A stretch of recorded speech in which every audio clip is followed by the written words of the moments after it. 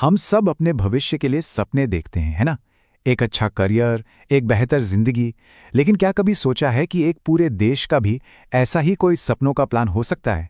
जरा सोचिए, एक ऐसा प्लान जो ये बताए कि देश को आने वाले कल में कैसा दिखना चाहिए। एक ऐसा विजन जो सरकार को रास्ता दिखाए। मजे की बात तो ये है कि भारत के पास सच में एक ऐसा ड्रीम प्लान है, और वो हमारे संविधान में ही लिखा हुआ है। तो भारत के इस सपनों के प्लान का ऑफिशियल नाम क्या है?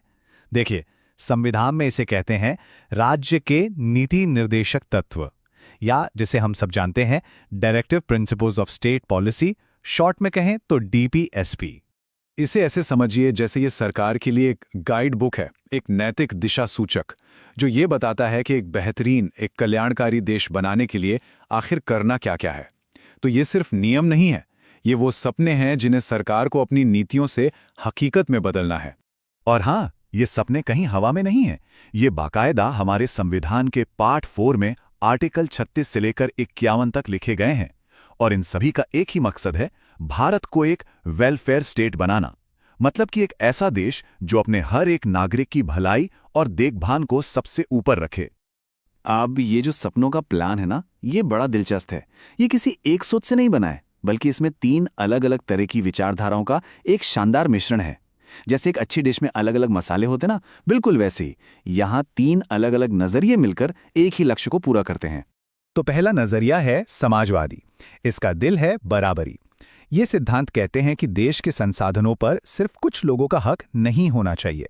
सबको बराबर मौके मिले, समान काम के लिए समान वेतन मिले, मतलब विकास की दौड़ में कोई भी पीछे ना छूटे। दूसरा नजरिया वो सीधे महात्मा गांधी के विचारों से प्रेरित है। गांधी जी का सपना था कि भारत की आत्मा तो गांव में बसती है। इसलिए ये सिद्धांत ग्राम पंचायतों को मजबूत करने और छोटे घरेलू उद्योगों को बढ़ावा देने की बात करते हैं, ताकि असली विकास जमीन से जुड़े लोगों तक पहुंच सके।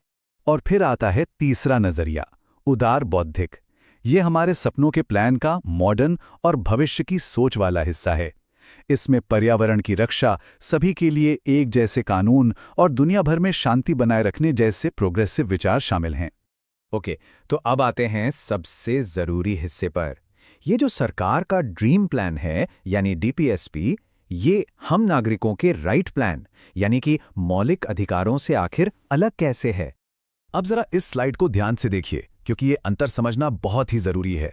देखिए, मौलिक अधिकार वो हक हैं जो हर नागरिक को मिलते हैं, और अगर कोई उन्हें छीनने की कोशिश करे तो हम सीधे कोर्ट जा सकते हैं। लेकिन डीपीएसपी वो सरकार के लिए लक्ष्य हैं, एक सपना है। हम उन्हें लागू करवाने के लिए कोर्ट नहीं जा सकते। सीधी सी बात यह है, मौलिक अधिकार बताते हैं कि सरकार क्या नहीं कर सकती, जैसे हमारी आज़ादी नहीं छीन सकती। और डीपीएसपी बताते हैं कि सरकार को क्या करना चाहिए, जैसे सबके लिए रोजगार के मौके बनाने चाहिए। और इसे याद रखने का एक बहुत ही आसान तरीका है। डीपीएसएस है सरकार का ड्रीम प्लान, वो सपने जो उसे पूरे करने हैं। और मौलिक अधिकार हैं हम नागरिकों का राइट प्लान, वो हक जो हमसे कोई नहीं छीन सकता। Dream plan versus right plan, है ना सिंपल? तो अब सवाल ये उठता है कि अगर डीएसपीस को कोर्ट में लागू नहीं करवा सकते, तो फिर इनका फायदा क्या है? क्या ये सिर्फ संविधान में लिखी हुई कुछ अच्छी अच्छी बातें हैं? जी नहीं, बिल्कुल नहीं। चलिए देखते हैं कि ये सपने हकीकत में कैसे उतरते हैं। चलिए कुछ उदाहरण देखते हैं, जैसे कि आर्टिकल 40। ये एक गांधीवादी सिद्धांत है जिसका लक्ष्य था गांव में स्थानीय सरकार यानी ग्राम पंचायतों को मजबूत करना, और इसी सपने को पूरा करने के लिए तो पूरे देश में पंचायती राज व्यवस्था लागू की गई। फिर है आर्टिकल 44। ये एक उदार बौद्धिक सिद्धांत है। इसका लक्ष्य है देश के सभी नागरिकों के लिए उनके पर्सनल मामलों में एक समान कानून बनाना, जिसे हम यूनिफॉर्म सिविल कोड के नाम से भी जानते हैं। और एक और उदाहरण लेते हैं आर्टिकल 42 का। ये एक समाजवादी सिद्धांत है जिसका लक्ष्य है काम करने वाली महिलाओं को मैटरनिटी यानी मातृत्व के दौरान जरूरी राहत और छुट्टियां देना।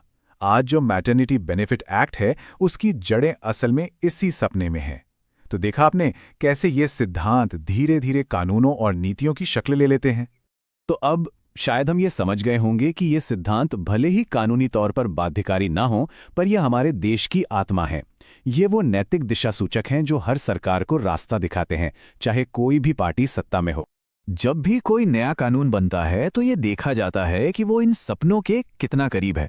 एक तरह से ये सरकार के काम को मापने का पैमाना है, उनका रिपोर्ट कार्ड है कि क्या वो भारत को एक न्यायपूर्ण और विकसित समाज बनाने की दिशा में सही काम कर रहे हैं या नहीं।